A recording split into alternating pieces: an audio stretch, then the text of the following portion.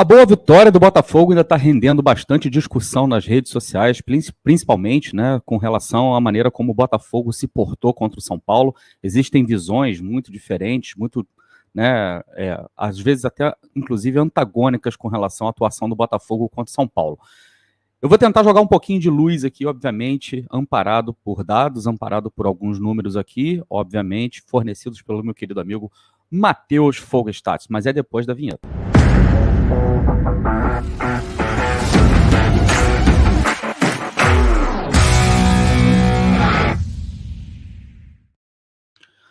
Olá, Helenos e Helenas, eu sou o Társilo Delfim, estou trazendo mais alguns minutinhos de RB aqui para vocês que são torcedores de outros clubes também, sejam todos bem-vindos. E, né, para a gente não perder o costume, antes da gente começar a falar aqui de qualquer coisa, eu gostaria de pedir para você deixar seu like aí, né, para você que não conhece o nosso trabalho ainda, deixa o seu like preventivo. Se você não gostar do programa depois, do final, se você não gostar desse vídeo, lá no final depois você pode trocar também, não tem problema, pode colocar para dislike, deixa seus comentários aí, se inscreva aqui na Rádio Botafogo, a gente está se aproximando, a gente está muito pertinho dos 47 mil inscritos, e a gente está indo para os 50 mil, né, vai ter comemoração para os 50 mil inscritos da Rádio Botafogo, galera, vai ter comemoração. E para você também, que já é inscrito aqui na Rádio Botafogo, já acompanha o nosso trabalho, você também pode se tornar membro da Rádio Botafogo e pode ajudar também bastante, né, no nosso trabalho aqui.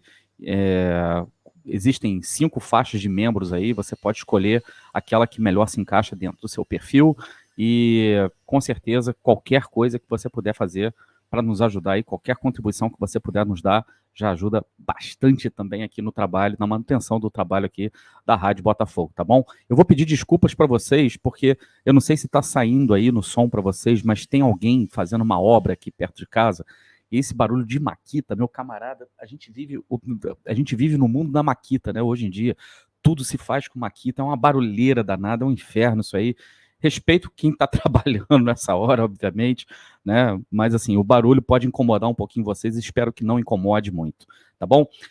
Deixa eu dar uma parcial rapidinho aqui, até amanhã de quarta-feira, né? Que eu estou gravando esse vídeo na quarta-feira. O Botafogo tinha já comercializado 19 mil ingressos para o jogo contra o César Tajeiro, né? Do Peru. E o leste superior já está esgotado, tá, gente? Quem comprou, comprou. Ainda restam ingressos para o leste inferior e oeste inferior também. Há a possibilidade, né, caso esses outros setores venham a esgotar também, do Botafogo abrir outros setores. Aí eu não sei se vai ser o oeste superior ou se vai ser a norte e tal. Mas, assim, sinceramente, pela baixíssima demanda dos ingressos do time visitante, né, provavelmente, o quê? Os caras vão vir. Não vai vir 500 pessoas torcer para o César Tajeiro aqui no Brasil, né? Não vai. O Botafogo bem que poderia, de repente, né, combinar com os torcedores visitantes e colocá-los num camarote, até dar o serviço do camarote para eles também, com os canapézinhos lá, bebida e tal, tratar bem os caras também. Não sei se a gente vai ser bem tratado lá no Peru, mas é o time do Louco Abreu também, né? Então, assim, eu acho que a gente poderia, de repente, colocá-los num camarote, e aí a gente teria mais 2 setores que a gente poderia abrir, também com preços populares, né? Que poderiam, nesse caso, replicar os preços populares que estão vendendo na leste superior, especificamente para esse jogo. Não sei se vão fazer isso, está muito em cima, realmente fica muito complicado para a gente saber se isso vai ser feito ou se não vai. Uma outra coisa, não sei se vocês viram, mas a Botafogo TV divulgou um vídeo do Louco Abreu visitando o Botafogo ontem, junto com o Loquito, o filho dele, né, que já é jogador do Botafogo. Acho que vale muito a pena vocês conferirem, né? Eu tenho assim, uma estima gigantesca pelo Louco Abreu, tenho o Louco Abreu como um dos ídolos recentes da história do Botafogo, mas o vídeo ficou muito bacana, né? Ele visitando ali as instalações do Botafogo, vendo os jornais, né, da época, porque a gente está comemorando agora 13 anos, né, da cavadinha que nos deu o título do Campeonato Carioca sobre o nosso rival aqui. Então, inclusive amanhã, né, vai ser muito bacana. Estou muito curioso para ver como é que vai ser a recepção para o Louco Abreu na hora que os times estiverem lá perfilados em campo, o Louco Abreu estiver em campo lá como técnico da sua equipe. Eu acho, né, que a torcida do Botafogo, como é sempre muito... a torcida do Botafogo é sempre muito como é que se fala, muito bem agradecida, né, aos seus ídolos, reconhece muito bem seus ídolos, é muito provável que a torcida do Botafogo grite o nome do Louco Abreu lá. Eu acredito nisso, eu acredito que possa ser, até porque eu, sinceramente, estou acreditando amanhã que o Botafogo vai vencer, beleza? Olha só, eu vou fazer aqui com vocês, eu quero mostrar para vocês um fato muito curioso, né, que me foi trazido à tona, me foi trazido à atenção pelo Matheus Fogstadt, obviamente foi o Matheus Fogstadt, quando ele estava lendo o relatório do jogo, da vitória do Botafogo contra o São Paulo por 2-1, ele, analisando o relatório, ele percebeu, ele viu ali quais foram as variações táticas que o Botafogo teve contra o São Paulo ao longo do jogo. Eu quero fazer só um disclaimer aqui, antes de eu começar a falar sobre isso, antes de eu colocar na tela aqui essas variações, que não se trata de uma defesa do trabalho do Luiz Castro. Esse vídeo aqui não tem o intuito de defender Luiz Castro. Esse vídeo aqui só tem o intuito de mostrar para vocês aquilo que está acontecendo em campo, aquilo que está funcionando em termos táticos no Botafogo e aquilo que ainda precisa ser aprimorado. Não se trata de defesa, não se trata de ser da turma do fica Castro, fora Castro, né? Se você é fora Castro, eu respeito, você tem seus motivos, está tudo certo, não tem problema. Se você também é fica Castro, também respeito, se você tem seus motivos. O objetivo aqui é a gente olhar para dentro do campo, para ver o que o Botafogo está fazendo dentro do campo e já projetar também o confronto, né, contra o César Tajeiro e ver o que pode acontecer dessas possibilidades todas aqui que eu vou mostrar para vocês, o que pode ir a campo. Então vamos lá. A primeira coisa que eu quero mostrar para vocês é o seguinte: o Botafogo, durante o jogo contra o São Paulo, apresentou 4 variações táticas. São elas aqui na tela, que eu estou colocando aqui para vocês. Vocês vão ver cada uma delas bem definidas. Mas eu estou mostrando aqui para vocês que existiram 4 formações diferentes, 4 maneiras diferentes que o Botafogo jogou. Tá? Aí você pode dizer, mas as 2 primeiras são 4-2-3-1. É verdade, são 4-2-3-1, as 2 primeiras. Porém, né, com distribuição diferente de jogadores, com jogadores diferentes atuando, e é isso que faz toda a diferença. A segunda é o 4-4-2 e a terceira é um 4-1-3-2. Para quem diz aí que o Botafogo não tem variação de jogo, que o Botafogo joga sempre da mesma forma, o relatório do Scout, né, que é de onde o Matheus consegue coletar todos esses dados aqui, isso é material do Scout, que a gente está mostrando para vocês. Então cai aquele mito de que o Botafogo só tem uma maneira de jogar engessado, o Botafogo deveria jogar somente no 4-4-2.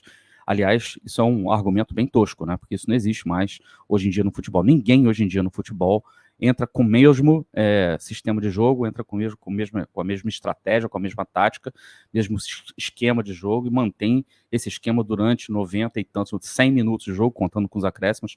Ninguém faz isso, né? Obviamente que ninguém faz isso. Mas beleza. Vamos lá, vamos jogar luz sobre isso. A primeira variação tática que eu quero colocar na tela para vocês, e isso é que é importante a gente chamar atenção, que é a questão do equilíbrio, né? Quando a gente fala do equilíbrio, que é uma das coisas mais importantes que a gente tem que lembrar. O Botafogo começa o jogo no 4-2-3-1, né? E vocês estão vendo ali que na cabeça de área, nos 2 volantes, você tem pela esquerda o número 6, né? Que é o Danilo Barbosa, e o número 5, que é o Tietê. E por que esses 2 jogadores foram escolhidos? Porque olha os 2 pontas com quem o Luiz Castro começa o jogo, tanto com o Sauer pela direita, bem aberto, e com o Júnior Santos, né, aberto pela esquerda. Por quê? Porque Sauer vem apresentando, né, um desempenho muito bom, vem jogando muito bem, e o Júnior Santos também dá para o Luiz Castro aquilo que a gente fala que ele melhor contribui, ele ajuda demais na marcação, ajuda demais a recompor. Por isso que do lado direito você tem o Sauer, que não recompõe muito bem, mas você tem o Danilo, né, fazendo a cobertura dele, que tem muito mais pegada, tem muito mais força de marcação. E você tem o Di Plácido do lado 24, né, que é o número 24 ali do lado direito. E do lado esquerdo você tem o Tietê, que já não tem tanta pegada como o Danilo, mas você tem o Júnior Santos, né, na esquerda, que ajuda muito mais a recompor, com o Rafael, né, ali começando o jogo. O que deu errado? O que deu certo aqui? O que deu certo? Esses primeiros minutos, até coloquei aqui o tempo de jogo, né? O Botafogo jogou 54 minutos, né, com esse sistema. O primeiro tempo inteiro, né? Obviamente, 9 minutos do segundo tempo. Deu certo os primeiros 10 minutos do Botafogo, 13, né? Até o Botafogo sofreu o gol de empate. O Botafogo estava avassalador. O Botafogo abafou o São Paulo, pressionou o São Paulo não conseguia sair da sua área, e o Botafogo tinha chances, inclusive, de ampliar. Aliás, criou chances para ampliar. Como o Botafogo não ampliou, o São Paulo foi lá num lance muito infortuito da nossa zaga, que bateu cabeça, a bola sobrou ali para o Calleri, ele é um matador que ele é. Luciano também é um jogador muito perigoso, e o São Paulo chegou ao gol de empate. Depois daí, a gente já sabe que é aquilo que acontece no Botafogo, a gente tem um certo apagão. E aí, qual é o problema de você ter um apagão, até a equipe conseguir se recuperar, e é uma questão mental, né?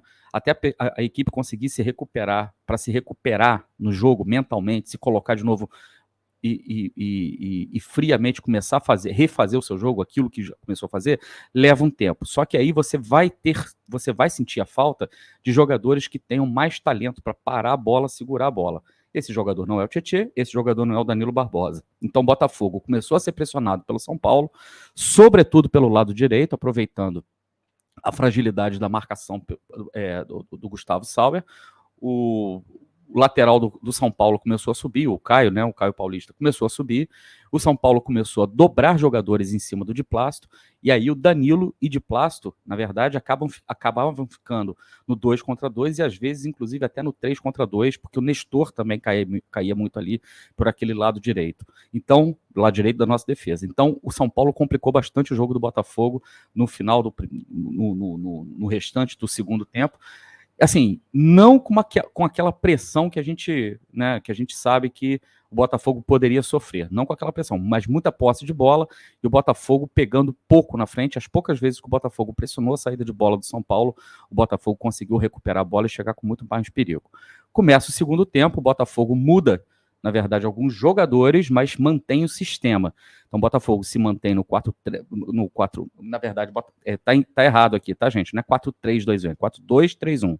Tá? Eu coloquei errado aqui, desconsidera o 4-3-2-1, é 4-2-3-1. E o Botafogo joga assim até os 62 minutos, ou seja, por 16 minutos. Mas quais são os jogadores que entram nesse caso? Você tem a entrada do Luiz Henrique pela esquerda e ele joga o Júnior Santos para a direita, retirando o Gustavo Sauer. E quando ele faz essa mudança, né? E aí, para minha surpresa, até agora, eu não encontrei explicação para isso, né? Ele também inverte os dois volantes.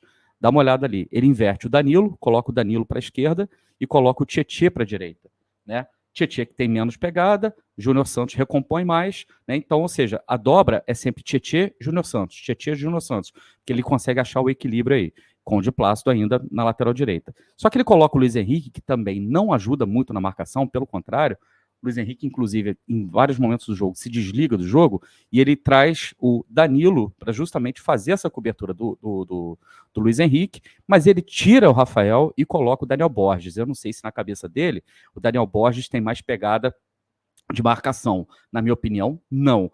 Tanto foi que a participação do Daniel Borges no jogo, na minha opinião, foi muito ruim, principalmente aqueles cruzamentos assim, sem nenhum propósito que ele manda para a área. O que aconteceu nesse comecinho de jogo? O Botafogo volta, inclusive, com um pouquinho mais de posse de bola, volta disputando um pouquinho mais o jogo com o São Paulo, mas logo o São Paulo começa a dominar muito mais as ações do jogo.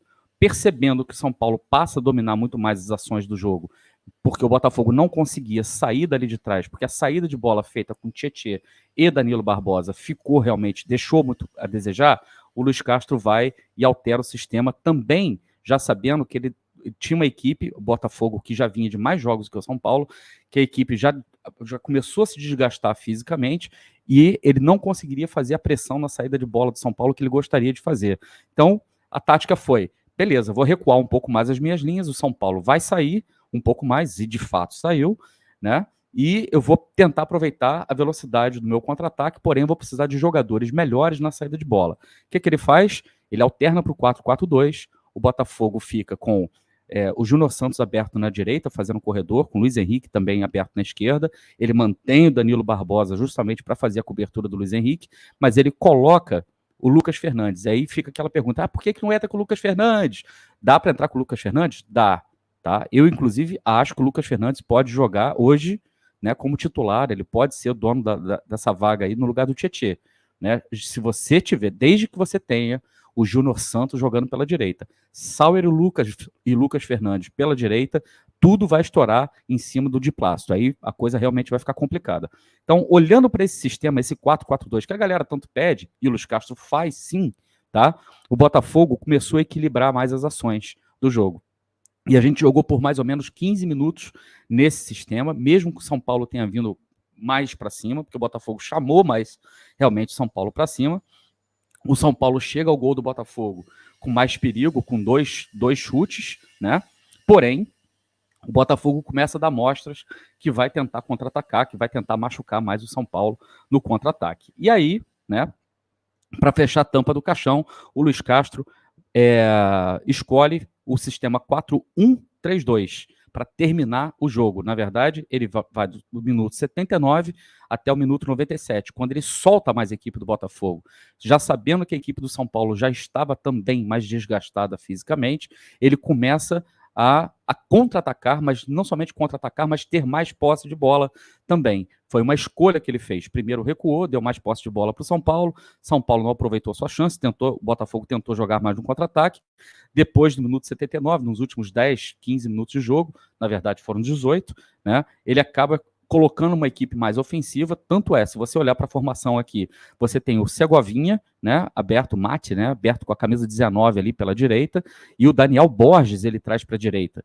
E aí você tem o Danilo, né, o único volante, Danilo, né, ali na frente, ele centraliza o Lucas Fernandes. Olha que interessante isso, ele centraliza o Lucas Fernandes, ele mantém o Luiz Henrique aberto pela esquerda e ele coloca o Segovia, o lateral esquerdo, tá? Luiz Segovia, zagueiro / lateral esquerdo. E aí, o que acontece? Você tem um time muito mais equilibrado.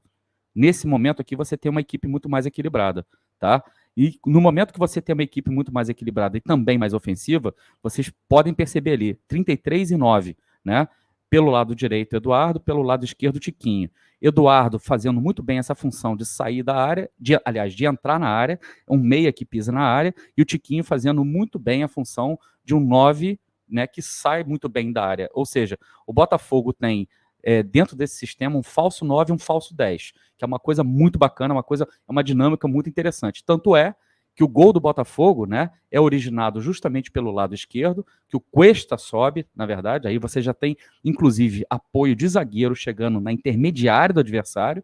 O cruzamento do Cuesta encontra o Eduardo na área, mas se vocês forem olhar o replay, o Tiquinho sai da área, o Tiquinho tira um zagueiro da área junto com ele. Nesse momento que ele abre espaço, quem infiltra pelas costas do Tiquinho é justamente o Eduardo pegando esse espaço, e o Eduardo faz um gol de centroavante, né? Uma coisa espetacular de gol, uma cabeçada certeira, linda, raspando na bola. Então, isso tudo, tá, não acontece por acaso, não acontece somente por uma individualidade. Acontece porque essas variações táticas são treinadas, e essas variações táticas funcionam e elas têm um propósito para funcionar. Aí vem a pergunta, como que vai ser contra o Valerro, né? O Botafogo vai, na verdade, utilizar essas 4 formações novamente? Possivelmente.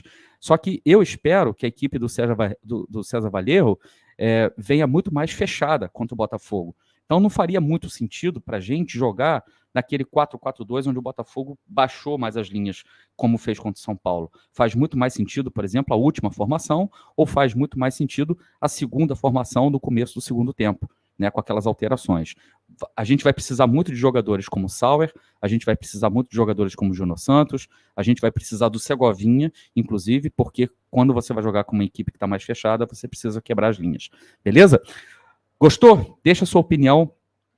Tem uma outra reportagem também com relação a esse jogo que eu gostaria de recomendar. O GE, o Globo Esporte, publicou dados físicos da partida de GPS, né? Dessa partida do Botafogo, mostrando ali o quanto que esses jogadores correram no jogo contra o São Paulo, ao contrário da percepção de muita gente que o Botafogo não estava correndo, que a gente viu, ficou assistindo o São Paulo jogar. Não é verdade, o Botafogo correu demais no jogo contra o São Paulo. O Botafogo bateu recorde, na verdade, né, de empenho físico no jogo contra o São Paulo.